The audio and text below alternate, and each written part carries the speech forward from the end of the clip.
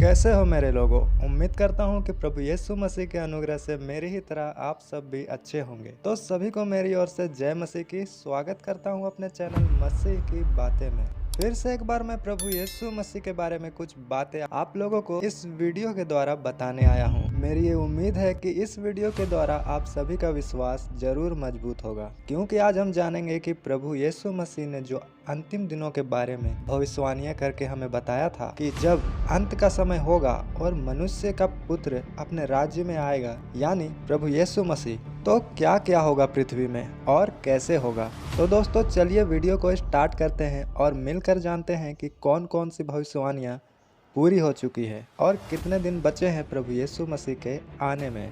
मेरे लोगों, दुनिया में आज कई चीजें हो रही है जो ये साबित करती है कि बाइबल में जितनी भी भविष्यवाणियां हैं वो सब पूरी हो रही है, क्योंकि किसी भी धर्म ग्रंथ में ये नहीं बताया गया है कि अंत के दिनों में क्या क्या होगा धरती में, यानी अंतिम दिनों का क्या चिन्ह होगा। और ऐसा इसलिए क्योंकि दोस्तों ये वही बता सकता है जिसने ये सृष्टि को बनाया है, और वो प्रभु यीशु मसीह है। और उन्होंने अपने वचन में ये बताया है कि अंत के दिनों में देश देश के ऊपर चढ़ाई करेगा, राज्य राज्य के ऊपर, जाति जाति के ऊपर चढ़ाई करेगा। तो पिछले ही साल हम सब ने इस वचन को पूरा होते हुए देख लिया है, जब अफगानिस्तान पे कब्जा हुआ था और किस तरह अभी रसिया और यूक्रेन एक दूसरे पर चढ़ाई करना चाह रहे हैं। एक राज्य दूसरे राज्य से लड़ रहा है और किस तरह इंसानों में जात बिरादरी को लेकर लोग एक दूसरे के ऊपर चढ़ाई कर रहे हैं। दोस्तों मैं उन जातियों का नाम नहीं लेना चाहूँगा, क्योंकि आप खुद समझदार हो। तो मेरे लोगों, सारी बातें जो हम बाइबल में पढ़ते हैं वो सारी घटनाएं वास्तव में घटित हो रही है। इसलिए हमें उन बुद्धिमान कुंवारियों की तरह तैयार रहना है जो दुल्हे के लिए तैयार है, वरना हमारे लिए स्वर्ग का राज्य ऐसे बंद कर दिया जाएगा जैसे उन मूर्ख कुंवारियों के लिए बंद कर दिया गया था। क्योंकि दोस्तों प्रभु यीशु मसीह ने अपने बच्चों के लिए ये सारी बातें पहले ही बता दी है कि जब तुम इन चीजों को होते हुए देखो तो समझ जाओ कि मेरा आगमन निकट है। उसी प्रकार उन्होंने आकाश के चिन्हों के बारे में भी बताया कि आकाश में भी चिन्ह दिखाए जाएंगे, और हमने बहुत सारे चिन्हों को होते हुए भी देखा है। और ये वो चिन्ह है दोस्तों जिसके बारे में प्रभु यीशु मसीह ने कहा था कि ये अंतिम क्षण में होंगे। इसका मतलब है कि फिर बिल्कुल भी टाइम नहीं बचा रहेगा यीशु मसीह के आने में, क्योंकि दोस्तों हम प्रकाशित वाक्य में पृथ्वी के अंत से पहले होने वाले 7 विपत्तियों को देखते हैं, जो परमेश्वर के क्रोध से भरे हुए उन 7 कटोरे में रखा हुआ है। और जैसे जैसे उन कटोरों को एक एक करके उंडेला जाएगा धरती में, तो उसी प्रकार वो विपत्तियां भी पृथ्वी में आती जाएंगी। दोस्तों वचन में लिखा है, जब हम पढ़ते हैं प्रकाशित वाक्य 16 अध्याय का 12 वचन में, और छठवें ने अपना कटोरा बड़ी नदी फुरात पर उंडेल दिया और उसका पानी सूख गया, कि पूर्व दिशा के राजाओं के लिए मार्ग तैयार हो जाए। यहाँ दोस्तों लिखा है, जब छठवें कटोरे को स्वर्गदूत फुरात नदी पे उंडेल देगा तो वो नदी सूख जाएगी, जो कि अभी सच में ही नदी सूख चुकी है। आप गूगल में यूफ्रेट रिवर सर्च करके देख सकते हो। मेरे लोगों, इसराइल के पूर्व दिशा की ओर अरेबिक कंट्रीज है, और हम सब जानते हैं कि मुस्लिम कौम अपनी पूरी शक्ति के साथ मसीहत का विरोध करते हैं और उनको अपमानित करते हैं। तो हो सकता है आगे हमें इसराइल और मुस्लिम कंट्रीज के बीच युद्ध के बारे में भी सुनने को मिले। तो दोस्तों ये तो बाद का मुद्दा है, इसलिए अभी इसे रहने देते हैं और टॉपिक पे आते हैं। यहाँ मैं ये बताना चाह रहा हूँ कि जिस नदी के सूखने का जिक्र किया गया था बाइबल में, वो नदी आज के डेट में सूख चुकी है। बहुत सारे यूट्यूबर ने वीडियो भी बनाया हुआ है बाकायदा इसमें, आप इसके डिटेल के लिए उनको देख सकते हो। और मैंने इसलिए उस टाइम नहीं बनाया क्योंकि मैं कुछ और बातों को भी ढूंढ रहा था जो पूरी हुई हो, और वो मुझे मिली भी। इसलिए मैं वो आपके बीच लेकर आया हूँ कि आप जाने कि बाइबल को यूं ही हवा में नहीं लिखा गया है। ये तो हो गई मेरे लोगों 2 भविष्यवाणियाँ। अब आते हैं तीसरी भविष्यवाणी पर। लिखा है मेरे लोगों, जब हम पढ़ते हैं प्रकाशित वाक्य 8 अध्याय का 6वां वचन में, तब वे 7 स्वर्गदूत जिनके पास तुरहिया थी उन्हें फूंकने के लिए तैयार हुए। बाइबल बताती है दोस्तों, जब प्रभु यीशु अंतिम दिनों में दुनिया में अपना क्रोध प्रकट करेंगे तो उससे पहले स्वर्गदूत तुरही फूंक कर सबको सतर्क करेंगे और इसलिए उन 7 स्वर्गदूतों को तुरही दिया गया है। तो अगर आपने इंटरनेट पर यह न्यूज़ देखा हो कि आकाश में 1-2 साल पहले लोगों को तुरही की आवाज़ सुनाई दी गई थी, अगर आपने नहीं सुना तो सुन लीजिए।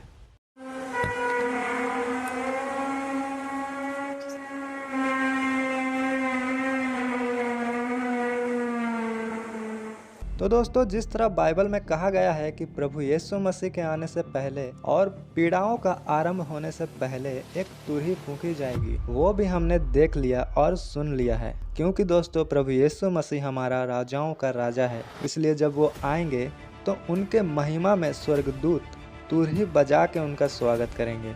इससे हमें जान लेना चाहिए कि उनके आने में ज़्यादा देर नहीं है, क्योंकि बाइबल का सारा भविष्यवाणी जल्दी जल्दी पूरा हो रहा है। अब आते हैं चौथी भविष्यवाणी पर। उसके लिए हम पढ़ेंगे लूका रचित सुसमाचार 21 अध्याय का 25 वचन में। और सूरज और चांद और तारों में चिन्ह दिखाई देंगे और पृथ्वी पर देश देश के लोगों को संकट होगा, क्योंकि वे समुद्र के गरजने और लहरों के कोलाहल से घबरा जाएंगे। यहाँ दोस्तों, बाइबल हमें आकाश के सूर्य, चंद्रमा और तारों में भी चिन्ह दिखाने की बात कह रहा है। जैसा कि मैंने पहले बताया था आपको कि धरती में तो बाइबल की सारी बातें पूरी हो ही रही है, साथ ही साथ आसमानी चीजों में भी हो रही है, जैसा कि सूरज, चांद और तारों में। तो क्या चिन्ह होंगे इनमें? इसे जानने के लिए हम पढ़ते हैं योएल नबी की पुस्तक, उसका 2 अध्याय का 31 वचन में। इस प्रकार लिखा है, यहोवा के उस बड़े और भयानक दिन के आने से पहले सूर्य अंधियारा होगा और चंद्रमा रक्त सा हो जाएगा। तो अब हम समझ सकते हैं कि एग्जैक्ट कौन सा चिन्ह होगा सूर्य और चंद्रमा में, जिसके बारे में प्रभु यीशु मसीह ने बताया था। इस वचन को भी पूरा कर दिया गया है दोस्तों, क्योंकि आज से 27 साल पहले 25 अक्टूबर 1995 के दिन के समय में ही सूर्य का प्रकाश पूरी तरह से चला गया था और सूर्य पूरी तरह से अंधेरा हो गया था। जैसा वचन में लिखा है कि सूर्य अंधेरा हो जाएगा। लोग इसके होने के बहुत सारे साइंटिफिक रीजन भी देते हैं, पर मेरे मसीह भाइयों और बहनों, रीजन कोई भी हो, पर हम ये अच्छी रीति के साथ जानते हैं कि सारी बातें पूरी हो रही है, चाहे कैसे भी हो। और हम चांद को भी लहू के समान लाल होते हुए देख चुके हैं। और ये जो चांद आप देख रहे हैं, इसमें कोई एडिटिंग नहीं है दोस्तों।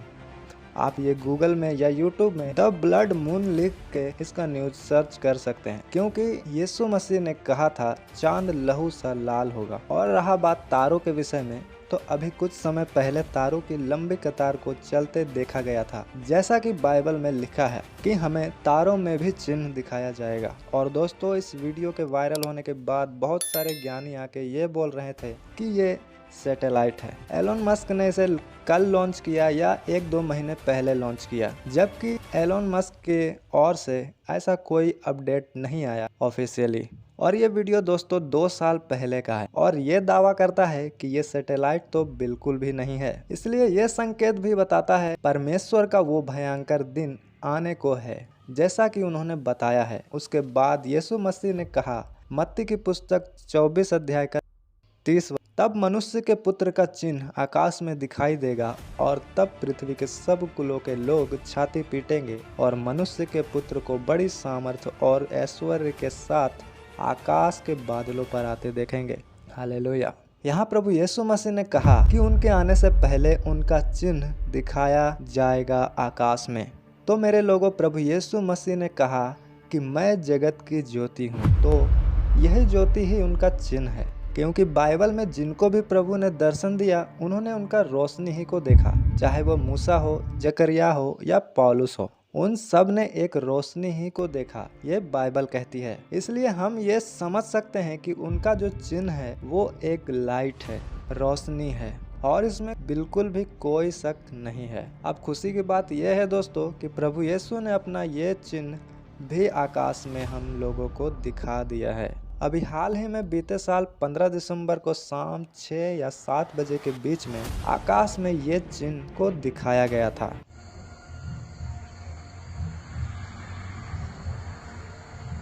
शुरुआत में जब ये रोशनी देखी गई है तो कई सवाल उठे, यूएफओ है, क्या है, लेकिन संभव है कि उसी दौरान अग्नि-5 मिसाइल का जो है वो परीक्षण हुआ था और उसका कोई हिस्सा यहाँ पर आकाश में दिखाई दिया हो। हालांकि पुष्टि अभी तक नहीं हो पाई है कि ये जो रोशनी है ये क्या थी। इस पर जो है अभी ये तो आप लोगों ने भी देखा ही होगा शायद, और नहीं देखा था तो कोई बात नहीं, अभी तो हम सब ने देख ही लिया। तो दोस्तों, परमेश्वर ने जो भी कहा और बताया वो सारी चीज़ें पूरी हो रही है। अब लोग इस लाइट को जो देखा गया था बहुत सारे साइंटिफिक कारणों के द्वारा बता रहे हैं, पर अभी तक इसे भी किसी ने ऑफिशियली प्रूफ नहीं किया है कि ये क्यों दिखा और कैसे दिखा। बाकी लोग तो उसका जांच पड़ताल करते ही रहेंगे। तो मेरे मसीह भाई बहनों, हम सबको इस बात की खुशियां मनानी चाहिए कि प्रभु यीशु मसीह जिसका हम इंतजार कर रहे हैं और उसकी बाट जो रहे हैं वो अब जल्द आने वाला है, क्योंकि सारी भविष्यवाणियां जो अंतिम दिनों के विषय में की गई थी वो पूरी हो चुकी है और कुछ हो भी रही है। इसलिए जितने लोग भी बाइबल को झूठा और बेकार समझते हैं वो लोग भी देख रहे हैं कि ये सच था, सच है और सच ही रहेगा। और इन सब को होते हुए देखकर सब लोगों को समझ जाना चाहिए कि यही समय है मन फिराने का, प्रभु को ग्रहण करने का, वरना उनका आगमन होने के बाद ये समय चला जाएगा। और लिखा है उनका सूप उनके हाथ में है, वो गेहूं को घुन से अलग करेगा। मेरे लोगों, प्रभु हमें इसलिए ही ये सब चिन्ह दिखा रहे हैं कि हम उनके पास आएं और उस नरक में जाके नष्ट होने से बचें, क्योंकि प्रभु हम सब से प्रेम करते हैं। लिखा है वो धर्मी और अधर्मी सबों पर समय समय पर मेह बरसाया करता है। दोस्तों, वो नहीं चाहते हैं कि उसके बच्चे भटके हुए की तरह रहें। इसलिए आइए हम सब आज प्रभु को अपना परमेश्वर ग्रहण करते हैं और उनके राज्य में प्रवेश करते हैं। दोस्तों, ऐसे कई बाइबल की बातें हैं जो पूरी हो चुकी है, और अगर मैं इन सब के बारे में बताने लगूं तो वीडियो बहुत ही ज़्यादा लंबा हो जाएगा। इसलिए आज के लिए मैं आप सबके बीच इतना ही भविष्यवाणी की चर्चा करूंगा। बाकी की बातें फिर किसी और दिन। और इन सब बातों को सुनने और देखने के द्वारा प्रभु आप सभी को आशीष दें। और जितने भी लोग प्रभु में नहीं हैं उनको मैं यही बताना चाहूँगा कि प्रभु यीशु मसीह ही वो मार्ग है जिसमें चलकर हम स्वर्ग जा सकते हैं। प्रभु यीशु मसीह ही है जो हमें शांति और अनंत जीवन दे सकते हैं। प्रभु यीशु मसीह ने ही वो सारे काम को कर दिखाया जो उन्होंने हमें करने की आज्ञा दी, कि हम जान जाएं कि उनकी आज्ञा, उनका मार्ग बहुत ही सरल है। और है सारे जगत के लोगों, प्रभु सिर्फ हमारा ही नहीं बल्कि सबका है। उसका लहू हर एक के लिए बहा था। वो हम सब लोगों के लिए मरा था कि हम सब जीवन को पाएं। और वो तीसरे दिन मुर्दों में से जी भी उठा, कि हम जो पाप में जीवन जी रहे हैं उस पाप के लिए मरकर प्रभु यीशु मसीह में नया जीवन जीने के लिए जी उठें। उन्होंने कहा, हे सब परिश्रम करने वालों और बोझ से दबे हुए लोगों, मेरे पास आओ, मैं तुम्हें विश्राम दूंगा, क्योंकि उसी में पावर है कि सच में हमें विश्राम दे सके। तो चलिए हम विश्राम पाने के लिए उनके पास जाते हैं। आमीन। तो पिता परमेश्वर का प्रेम, प्रभु यीशु मसीह की संगति और पवित्र आत्मा का सहभागिता हम सभी लोगों के साथ प्रभु यीशु मसीह के दूसरे आगमन तक होती रहने पाए। आमीन। सभी को जय मसीह की फिर से।